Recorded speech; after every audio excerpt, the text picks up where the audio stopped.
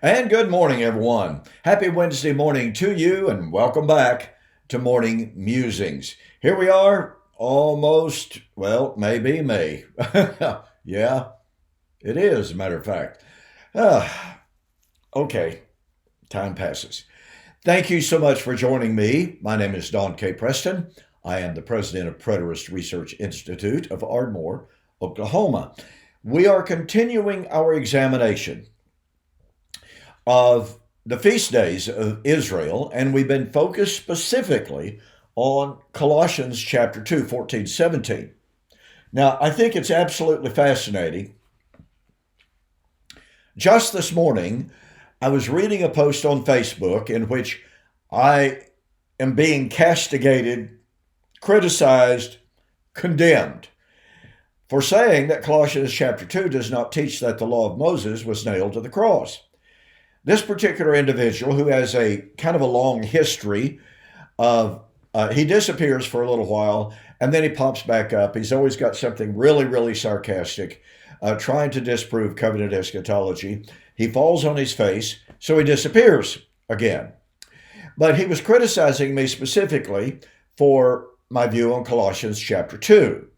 Now, what's interesting about this, he completely and totally ignored the fact that Colossians says not one word about the law itself being nailed to the cross. Now look, let me share something with you.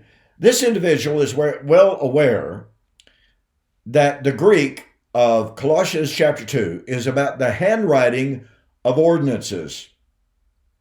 It is not about the law. But he turns it into a text talking about the law. And on the one hand, he says the law was nailed to the cross. And then he turns around, he sees a problem there. And he says, well, does this mean that we don't have the law? Oh, no, we have the gospel. Well, folks, the gospel is not the law of Colossians chapter 2. If Colossians chapter 2 is talking about the old covenant, and if it was nailed to the cross, then we don't have the law. So this individual, he meets himself coming and going. But again, he says not one single word, not a keystroke, about the fact that Paul said in 62 AD that the new moons, the feast days, the Sabbaths, the law was still binding, still effective, still in force, still unfulfilled when Paul wrote. You can't have the law nailed to the cross, 33 AD, and still honor Paul's words that those feast days were still binding, still unfulfilled. It's just really, I'm sorry, you'll have to excuse my language here, it's just totally ridiculous. Has no merit to it whatsoever. But this gentleman, I'll use that term, in order to sustain his futurism, and of course he's all the time saying, well, Preston just simply doesn't understand the covenants. Well, I understand what this fella is saying about the covenants, and it's just flat dead wrong. What I've been doing over the last few weeks is sharing with you how Paul, in setting forth that these feast days, new moons, feast days, and Sabbaths, were still effective, binding, and standing when he wrote, demonstrates for us that from Pentecost until the eschatological consummation was a period of time of waiting for the judgment. I've shared that with you, and I point this out. I document it in my book, Resurrection Feast Fulfilled. And I show from lots of different sources how that interim period of time from Pentecost until Sukkot was the period of waiting for the eschatological consummation for the fulfillment of Feast of Trumpets, Yom Kippur, and Sukkot. And this gentleman says it's rank heresy to say, and we'll be talking about this a whole lot more, to say that the atonement was not completely finished, consummated, perfected at the cross. Well, then he turns around and says, well, the atonement was the power of, or the cross was the power of the atonement. Well, nobody denies that. I've never denied that. But anyway, more on the atonement later. But I simply give this illustration to show how some people absolutely refuse to acknowledge what Paul actually says about the new moons, feast days, and Sabbaths. They had not been done away with. They had not been nailed to the cross. They were still shadows of the good things that were about to come. Now, this individual and many others like to say, well, you see, Paul was writing from the Old Testament perspective. He's writing as if he was still under the law, but that violates the Greek. You see, you have to be able to prove that Paul was projecting himself backwards to a period of time under the law and saying the law is a shadow of good things to come. When the easiest, the most obvious way, if this fellow's perspective is correct, the most obvious, the easiest way for Paul to have expressed himself was the law, the new moons, feast days, and Sabbaths were a shadow of the things that have come. But he doesn't say it. And so the burden of proof lies squarely upon this fella and all like him who want to say Paul was writing from the perspective of the old law. He was projecting himself backward to a time when he was under the law, anticipating the fulfillment of the law, anticipating the fulfillment of the feast days. Well, wait a minute.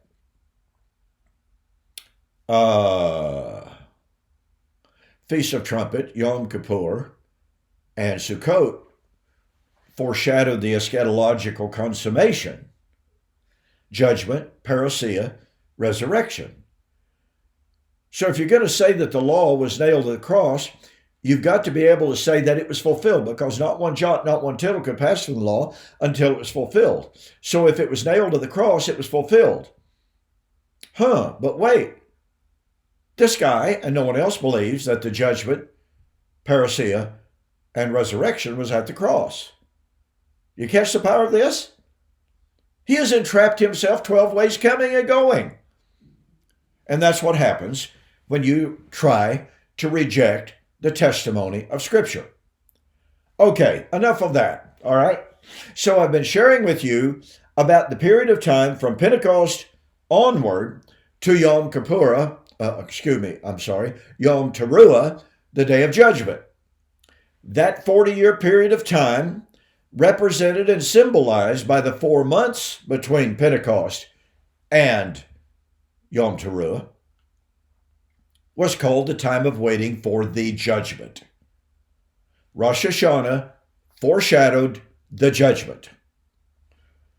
And I've been demonstrating for you how in Acts and in all of the epistles, you have both references back to Pentecost, but you also have the anticipation of the about to be, the imminent, the coming soon judgment. Folks, this is not coincidental, and it's not accidental. The writers of the New Testament were Jews anticipating the fulfillment of Israel's feast days. And again, I document this in my book, Resurrection Feast Fulfilled. So, we have looked at several of the New Testament books showing how the judgment was viewed as coming soon, coming shortly, coming very, very soon. Hebrews 10:37. So now we come, as promised yesterday, to the book of Revelation. You know, folks, I've said this many times before, but I'll keep saying it. It is astounding to me that people who call themselves Bible students, seem absolutely determined not to take the Bible at its word. And of course, what I mean by that is, even though John was told the revelation of Jesus Christ, which God gave to Jesus, to show to his servants things which must shortly come to pass. Well, the great majority of believers say, well, those things haven't come to pass. Therefore, shortly come to pass cannot mean soon, quickly, at hand, imminent. So what it must mean is that, well, a couple of different suggestions are made. These things must shortly come to pass. We don't know when they'll come to pass, but when they finally get around to beginning to come to pass, boy, they're going to happen real fast. Then they will be imminent. We don't know when they will be imminent, but they will be soon, sometime. Or, shortly come to pass does not have any temporal indication to it whatsoever. What it really means is that when the time comes, we never know when it is going to be, but when the time comes, Jesus is going to ride the fastest cloud out of heaven.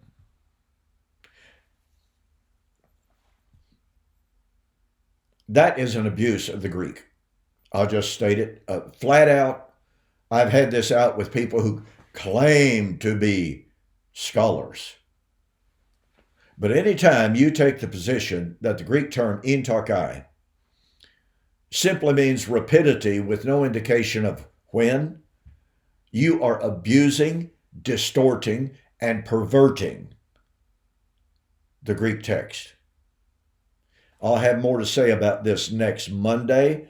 I will examine with you and for you the places in the New Testament where it is used, that Greek term, entarkai, and I will demonstrate for you that in the Bible, entarkai never indicates rapidity of action as opposed to imminence of action. So anyway, what do we have? Revelation 1:1, these things will shortly come to pass. Verse 3, the time has drawn near. Well, it's appointed time. Now, let me point this out. Again, some of these people who claim to be scholars, and look, I don't care what degree you've got on the wall, and I'm not disparaging scholarship. I read it every single day. I appreciate it. But you can have 14 letters after your name, but if you are patently, egregiously, obviously distorting what the Bible says, you are not a scholar. Fact. It's just the way it is. So we are told that what John was saying here, when he says the time is at hand, we are told, well, the time has always been here. Because after all, God, according to Psalms 137, I am a God at hand. Well, in that text, God is speaking spatially. He is never far from us, Acts chapter 17. That is not what John is saying. John is speaking of the appointed time. Well, wait a minute. In the Old Testament, we are told of the appointed time of the last days. And the Bible writers knew, the Old Testament Bible writers knew, they were not living in the last days. In Daniel chapter 12, Daniel's vision of the Great Tribulation, the end of the age, the resurrection, Daniel was told, Daniel, seal up the words of this vision. It is for many days to come. Far off, you're going to die. You're going to sleep with your fathers. Seal up the book. Not at hand. The appointed time of the end was not there. It wasn't always present. But John in Revelation was told the appointed time has come. That's a good translation of that. So you have the Old Testament prophets saying the appointed time is not here.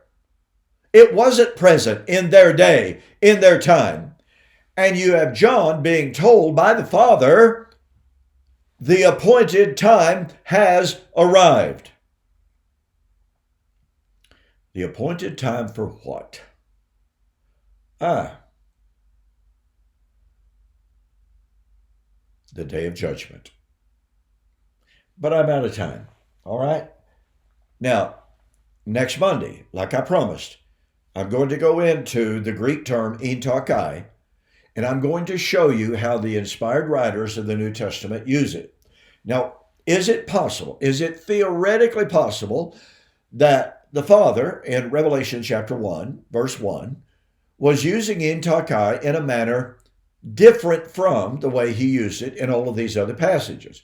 Was possible. I mean, you're going to have to prove it, but it is theoretically possible. But I'll show you what it means in all of these other passages.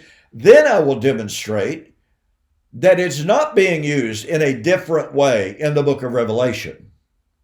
So it gives you something to look forward to until Monday. In the meantime, be sure to join me on Friday as I continue my study or review of the book, The Future of Rome. And then, as you know, Mike Sullivan and I did not do a preterist apologetics program. He was up to eyeballs, past in his preparation for the Berean Bible Church Conference, and I actually wound up out of state. So, Friday promises to be a full day. I will see you there.